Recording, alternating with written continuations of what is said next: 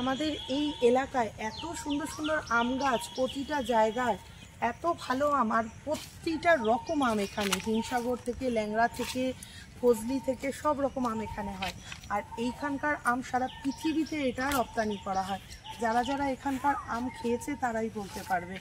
এই চত্বরের আম এত স্বাদিষ্ট হয়। সব থেকে বড় ব্যাপার, একটা একটা গাছ বহু পুরনো, তোমরা দেখেও বুঝতে পারছো যে গাছটা কতটা মোটা।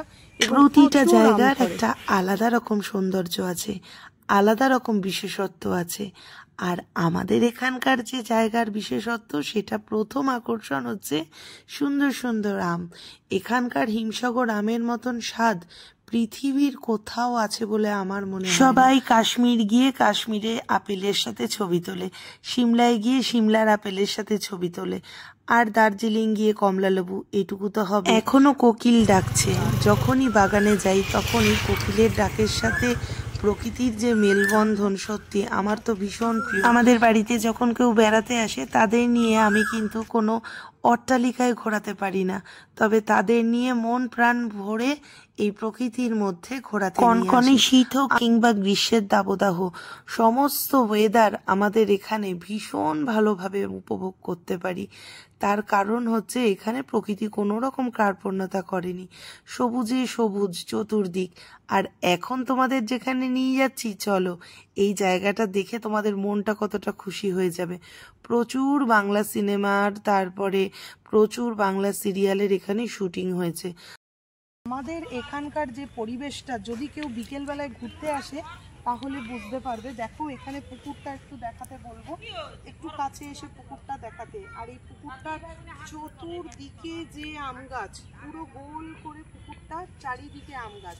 এখানে শীতকালেও প্রচুর পিকনিক হয়, আর গরমকালের বিকেলে তো কোনো কথাই নেই। এখানকার এলাকাবাসীরাও সব সময় একদম ভীষণভাবে ওয়াকিবহল থাকে, যেন কোনো গাছের থেকে কেউ ঘুরতে এসেও যেন আম চুরি না করে। প্রচুর আম হয় তো এই গাছটাতে আমি একটু বলবো ওকে দেখাতে।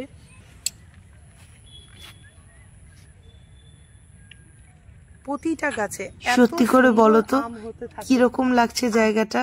ভালো লাগছে না? খুব ভালো লাগবে জানি তো।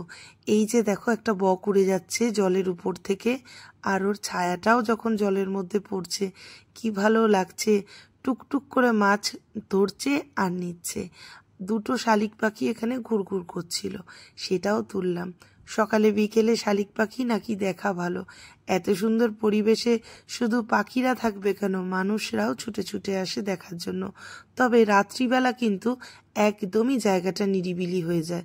আমাদের বারাসাতবাসীর কাছে কিন্তু এটা একটা গর্ব বললেই চলে। মাকুসা পুকুর সবার খুব প্রিয় এবং পরিচিত জায়গা। মাকুসা পুকুর সবাই এখানে আসে ঘুরতে, একবার অন্তত চোখের দেখা হলেও দেখতে আসে।